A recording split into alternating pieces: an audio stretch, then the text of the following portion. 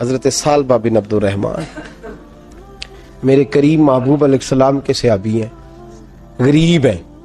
غربت بڑی اعلیٰ چیز ہے. ہاں غریبی بڑی نعمت ہے، یہ آزمائش ہے، اس میں کوئی شک نہیں. لیکن قیامت والا دن پتہ چلے گا جب غریب چھلانگ لگا کے جنت میں داخل ہو جائیں گے. اور امیر تو کھڑے ہیں نا. میرے نبی پاک نے حضرت عبد الرحمن بن عوف کو، حضور صبح صبح اٹھے تو نبی پاک کی آنکھوں میں آنسو تھے. فرمایا میرے عبد الرحمن بن عوف کو بلاؤ. حضرت عبد الرحمن بن عوف آئے تو حضور نے سینے سے لگا لیا. نبی پاک کھول کے روئے. یا رسول اللہ، حضور کیا ہوا؟ فرمایا عبد الرحمن رات میں نے خواب دیکھی ہے، سارے جنت میں چلے گئے، تو پیچھے رہ گیا. تو پیچھے رہ گیا. میں کھڑا تیرا انتظار کرتا رہا، میں تیرے بغیر جا نہیں سکتا تھا. پھر تو آیا ہے تو تیرا سارا وجود پسینے سے بھیگا ہوا تھا. حضرت عبد الرحمن بن عوف تڑپ کے روئے، قدموں پہ سر رہا. حضور میری غلطی. فرمایا یار تیرے پاس مال بڑا ہے، تجھے حساب دیتے دیتے لیٹ ہو گئی. تیرے بیگ کھل گئے، تجھے حساب دینا پڑ گیا، تو لیٹ ہو گیا، میں پریشان ہو گیا. حضرت عبد الرحمن ابن عوف نے 100 گھوڑا مال اوپر رکھ کے حضرت عبد الرحمن نے حضور کی بارگاہ میں پیش کیا. کہا یا رسول اللہ یہ. اور پتہ ہے ایک دن کیا ہوا؟ ایک دن سرکار کے وصال ظاہری کے بعد حضرت عبد الرحمن ابن عوف نبی پاک کے گھر کے دروازے کے باہر آ کے بیٹھ گئے اور یوں سر کو پکڑا ہوا ہے، رو رہے ہیں.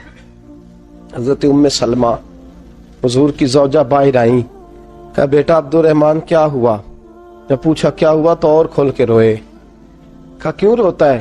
کہا اماں جی جب تک میرے محبوب حیات ظاہری میں تھے مجھے بتاتے تھے یہ مال نہ کما، یہ کم. میں حضور سے بات کرتا تھا تو حضور روک دیتے تھے. اب مجھے ظاہراً بتانے والا کوئی نہیں، مال کے ڈھیر لگ گئے ہیں. آج حساب کرنے بیٹھا ہوں تو حساب نہیں ہو رہا.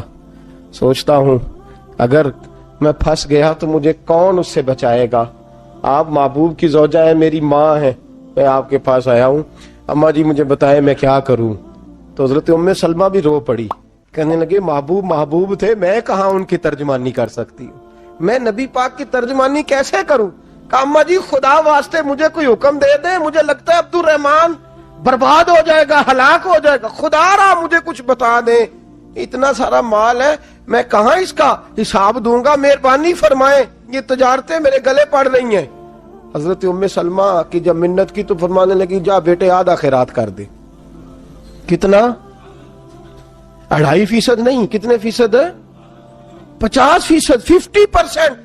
حضرت عبد الرحمن ابن عوف گئے اور 50% خیرات کر کے کہنے لگے اماں میں نے 50% دے دیے، میں بچ جاؤں گا نا، میں بچ جاؤں گا، میں دے آیا ہوں آدھا.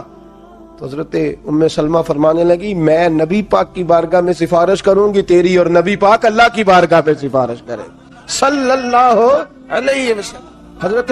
حضرت سالبہ بن عبد الرحمن حضور دعا کر دیں، غریبی ہے. میرے نبی پاک نے فرمایا تجھی اس حال میں ہے بہتر ہے. کرتے ہیں حضور نہیں دعا کر دیں. فرمایا تجھی اس حال میں ہے. تیسری دفعہ پھر آ گئے، حضور نے دعا کر دی. 4 بکریاں تھیں، چند مہینے گزرے، کچھ تجارت شروع کی، چھوٹے موٹا لین دین شروع کیا تو 40 ہو گئیں.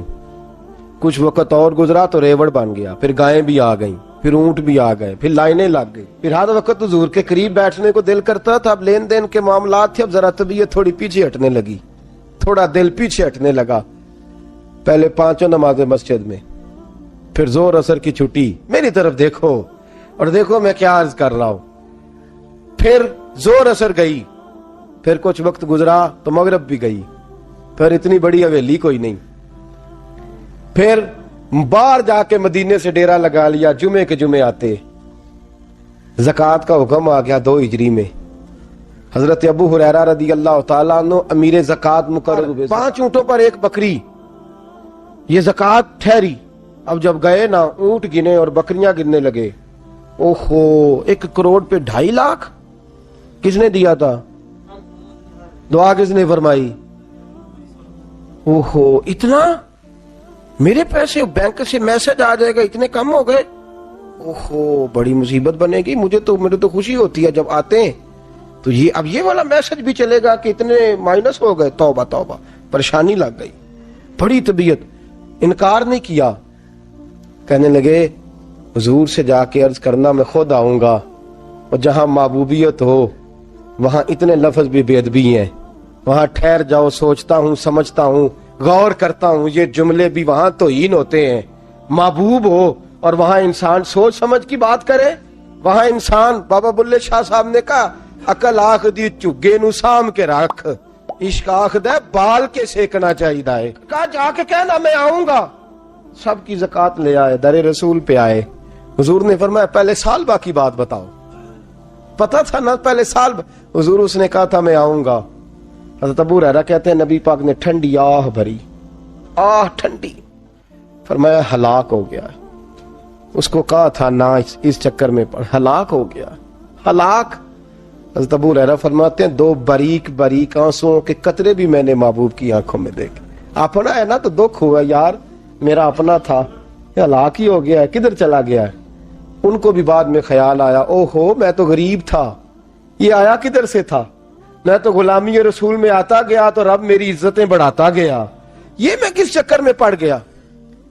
آئے لائنیں بکریوں کی لائے، حاضر کی، حضور وہ میں نے کہا تھا حضرت ابو ہریرہ سے میں خود آؤں گا، حضور میں خود لایا ہوں۔ فرمایا محبوب نے مجھے تو نہ بتا، میں تو سمجھتا ہوں، میں نے کہا تھا تو میں آ گیا ہوں۔ فرمایا چل اٹھا، دوڑ جا، لے جا۔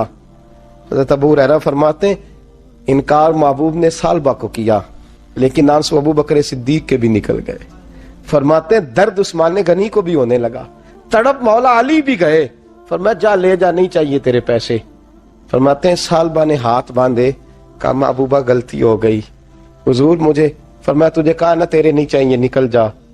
حضرت ابو ہریرہ فرماتے ہیں جب نبی پاک نے رخ پھیرا تو صحابہ کی زبانوں پہ بھی جاری ہو گیا یہ تو ہلاک ہو گیا۔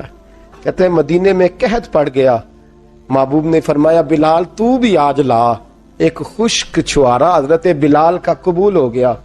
لیکن سال با لائنیں لگی یا مال کی، فرمایا جا لے جا، تیرا قبول نہیں ہے۔ فرماتے ہیں تڑپتے رہے ساری زندگی اور مال کو دیکھ دیکھ کے آہیں بھرتے رہے، لیکن کریم نے اس تجارت کو قبول۔ حضرت ابو بکر صدیق کے پاس آئے، سرکار کے وصال، حضور قبول فرما لیں۔ فرمایا ساری دنیا کا قبول ہے، جس کا میرے نبی نے قبول نہیں فرمایا میں کیسے قبول کر لوں۔ حضرت عمر فاروق کے پاس آئے، فرمایا نہ تیرا قبول نہیں۔ حضرت عثمان کے زمانے میں وصال ہو گیا۔ عزیز یاد رکھ، تجارت وہ والی کر جو تجھے نجات دے، اس چکر میں نہ پڑ جا جو تجھے الجھا دے، جو تجھے الجھا دے۔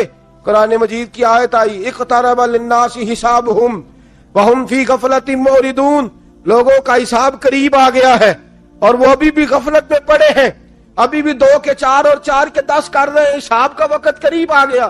حضرت انس آئے مسجد سے، ایک صحابی مکان بنا رہے تھے، جھونپڑی تعمیر کر رہے تھے۔